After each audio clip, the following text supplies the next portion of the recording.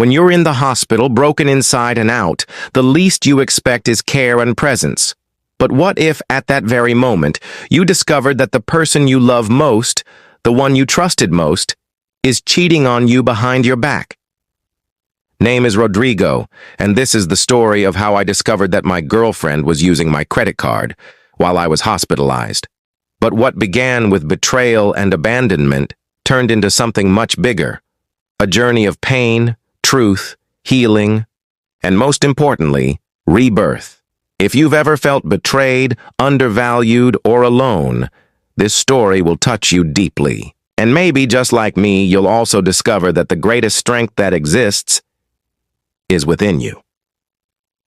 If stories like this speak to your heart, subscribe to the channel here. Here, each video is a hug to the soul.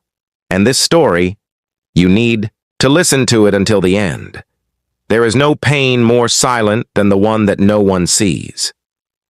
It was the third night I spent alone in that hospital room, with the smell of alcohol and medicine clinging to my skin, the constant beeping of the machine, and the absence of her, of my girlfriend, who promised to be with me at all times.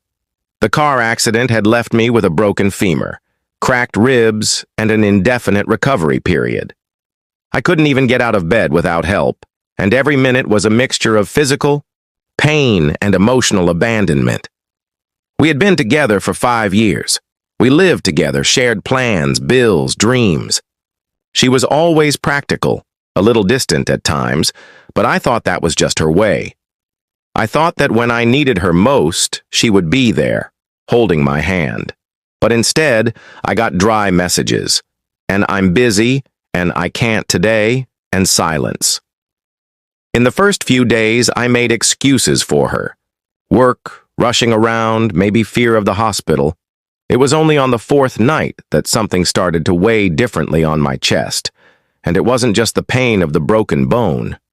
It was the feeling that something was wrong. That, besides, my body, what was breaking there was something much more intimate. Trust. I tried not to think about it, but its absence could no longer be excused. It was an absence that screamed. That morning, leaning against the headboard with the pillow raised, I started to look at my cell phone. Without knowing that there, among bank notifications and app updates, I would find a wound even deeper than my fractures. The first notifications seemed normal to me. Small purchases at supermarkets, delivery apps. Nothing too strange. But then others came. Expensive clothing stores, beauty salons, rides on transportation apps that didn't match my routine. And what made my blood run cold the most? Reservations at restaurants I'd never been to, and payments at places outside the city. Everything on my credit card, which was saved. Or at least I thought it was. I had difficulty touching the details button on the bank app. I had spent almost 5,000 reais in less than 2 weeks. I tried to rationalize. Had someone cloned my card? But no. The addresses, the times, the names of the places, everything matched her habits. They were purchases I knew she made. Perfume from the brand she loved. The shoe store I'd once accompanied her to. A restaurant she always said she wanted to go to, but as a couple, when we had time. My heart raced faster than any irregular beat of the machine next to me. I called her. She answered with that voice that tries to sound too natural. I asked her directly, "Are you using my card?" Her silence was like a confession. Long, uncomfortable. And when she spoke, she came up with the justification that dismantled me. "You were away. I thought you wouldn't mind. I was also taking care of things, paying the bills, you know how it is." It wasn't just the card. It was the coldness. The way she used my state of vulnerability as an excuse to do whatever she wanted. And at that moment, lying in a hospital with my body all bruised, I realized that my worst pain was yet to come. After that call, the hospital seemed even colder. I stared at the white ceiling, but I saw the last 5 years passing by like a movie. And there, in that silence between machines and thoughts, I began to rethink every gesture, every absence, every excuse she had ever given me over time. How many times had I forgiven little things? How many times had I pretended not to see them to keep the peace? She showed up at the hospital the next day. She arrived wearing makeup, with a bag in her hand, smiling as if nothing had happened. "I brought your new toothbrush," she said, as if it were normal to forget the fact that she was spending my money while I could barely breathe properly. I stared at her, and for the first time, I felt like I was in front of a stranger, a woman who knew how to hide who she really was. Didn't say anything right away. I wanted to observe, listen, see how far she would go with that act. She talked about the household bills, the dishes that were piling up, the cat that was meowing a lot at night.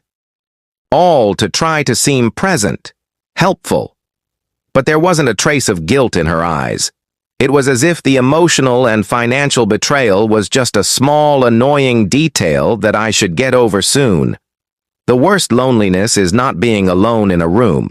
It's being with someone who no longer cares. And that afternoon, I began to understand that there was something more than just using the card. There was an abyss between us that I hadn't had the courage to face until now. After that forced visit, I began to investigate more closely. I asked for help from a trusted friend, Marcos, my co-worker and almost like a brother. He knew everything, and it was he who gave me the news that changed the course of the story, man. "I don't think she's just using your card. She's with another guy." My whole body went cold. The word betrayal echoed in my mind like an explosion. He sent me screenshots, conversations, hidden stories, and there she was. Smiles in places I'd never been, with people I'd never met. One man in particular appeared at various times. A younger guy with an air of disengagement, tattooed arms and one of those presences that try to seem too confident. The images hurt me more than any fracture. It was as if she had left me before she even left. While I struggled to recover, she lived a parallel life, financed with the sweat of my work. She didn't just abandon me, she replaced me, and with cruel lightness, as if I were just a temporary burden. That night, I didn't sleep. Not because of the pain in my body, but because of the pain in my soul. The disappointment was so deep that it seemed impossible to have an after. And it was there at the bottom of the well that a spark lit up. I didn't know how, but inside me, something was about to change. I could no longer pretend I didn't see it. And this time, I wouldn't just be the victim. The following days in the hospital were different. I was still in pain. I still depended on nurses for everything, but inside, something had changed. The emotional pain, which had previously paralyzed me, began to turn into focus. I wasn't going to explode or make a scene. My revenge would be, like hers, cold, calculated, and with a touch of justice. With Marcos's help, I started to list all the transactions made with my card. I contacted the bank, canceled everything, blocked joint accounts, changed passwords. But that wasn't all. I started to prepare a letter. Not one of those dramatic ones, no. It was a practical, direct letter, with each point explained with the clarity of someone who didn't want to argue, just to make it clear that they knew everything.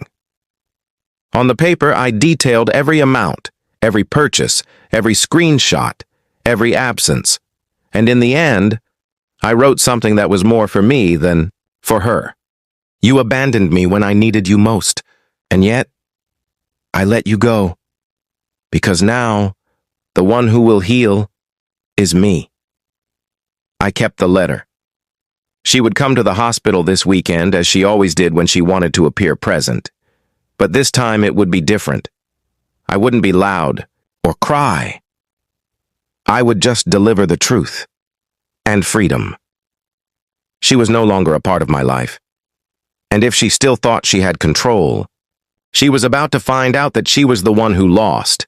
She arrived on Saturday with the same expression as always, a forced smile, a bag of cookies that I hadn't eaten, and a kiss on the forehead that no longer meant anything. I asked her to sit down. She even seemed surprised by my calm tone. Maybe she expected yelling accusations, but what I had was something more powerful. Control. I handed her the letter. She opened it, flipped through it, and the moment she saw the screenshots, her smile faded. Her makeup no longer hid her discomfort. "You are overreacting," she said, with that shaky voice of someone trying to turn the tables. "I just didn't know how to deal with all of this. You felt so bad, and I was overwhelmed." I looked her in the eyes for the first time in weeks and realized there was no regret, only fear of losing her privileges. "You could have told me the truth, but you chose to leave me here, bleeding, while you had fun with someone else using my name, my money, and my trust." She tried to say something, but the silence that followed was definitive. I raised my arm with effort and pressed the button to call the nurse. "She's leaving now," I said. It was the first time she had heard me say the door was closed, not out of anger, but because I had finally chosen myself. After she left, the peace that remained in the room was unlike any other I had ever experienced. It wasn't the absence of pain, it was the presence of determination. I knew the road ahead would be difficult, that physical recovery would still take months. But for the first time in a long time, I was no longer tied to someone who was dragging me down. The days began to pass with more meaning. I started talking to other patients, listening to stories, reflecting. A lady in the room next door, Donna Lucia, always told me, "Suffering sometimes is God showing us what we didn't want to see." And even though I wasn't very religious, those words touched me in a way that no memorized prayer could. Went back to reading. I wrote more letters, this time to myself, as reminders of who I was before I lost myself in that relationship. I had let my identity be shaped by her wishes, but now each thought was a new brick in the reconstruction of my own being, and little by little I began to realize that the greatest revenge in life is to get up stronger than when you fell. I didn't need to get revenge on her. Life would do that for me. What I needed was to find myself again. I was discharged on a cloudy Sunday morning. The air outside the hospital seemed different, as if the world had silently changed while I struggled inside myself. I went home with the help of Marcos, who had been more of a brother than many relatives during all that time. And when I arrived, I found an emptiness that had previously frightened me, but now freed me. She had taken her things out. The closet was half open with empty hangers. The pillows she liked were gone from the couch. The house was silent, yes, but not sad. It was as if home was waiting for me to start over. I sat down on the porch with difficulty and took a deep breath. For the first time in months, the silence was not loneliness. It was peace. In the days that followed, I began to reform my routine. Simple things. A coffee I made myself, a book that I read little by little, video calls with friends that I had left aside because of the relationship. I was rediscovering pleasures that were buried under the rush, control, and emotional exhaustion of a toxic relationship. The biggest discovery. I was still whole, even physically broken, even betrayed. My heart still knew how to love. And now, it was learning to love the person I had neglected the most in recent years. Myself. Months later, already rehabilitated, I was able to walk with confidence again. I took a short trip to a small town in the countryside, without rushing, without goals, just wanting to breathe new air. And there, sitting on a park bench with a notebook on my lap, I wrote the last page of that story. It wasn't about revenge. It was about rebirth. I thought, about her, yes, but without resentment. The truth is that people like her don't change, but we do.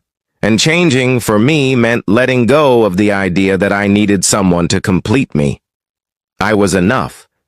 And more than that, I deserved a light, sincere life with real purposes. I started helping other people who were going through similar situations.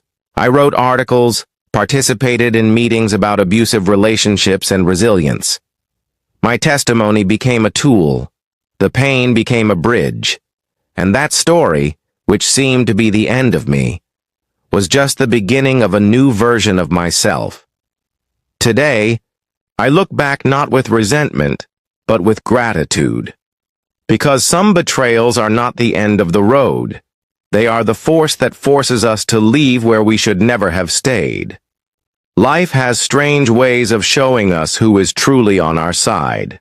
Sometimes, it is at rock bottom that we discover what sustains us, and it is almost never who we expected.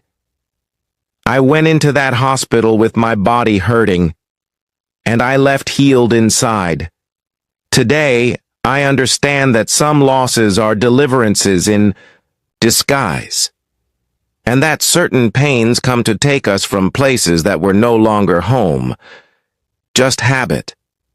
If I had not been betrayed, perhaps I would never have looked at myself with so much compassion. Perhaps I would never have learned that the hardest forgiveness is the one we owe to ourselves. My story is not about a villain. It is about a man who learned to love himself in the midst of chaos. And if you have come this far, perhaps you need to remember this too. You deserve more than crumbs. More than excuses. You deserve truth, peace, and purpose. And have you ever experienced something similar? If you had gone through what I went through, what would you do in my place? Tell us in the comments. Sometimes sharing your pain is the first step to healing. If this story touched you in any way, like it. Subscribe to the channel and share it with someone who needs to hear it today. Here, each story is a seed of transformation.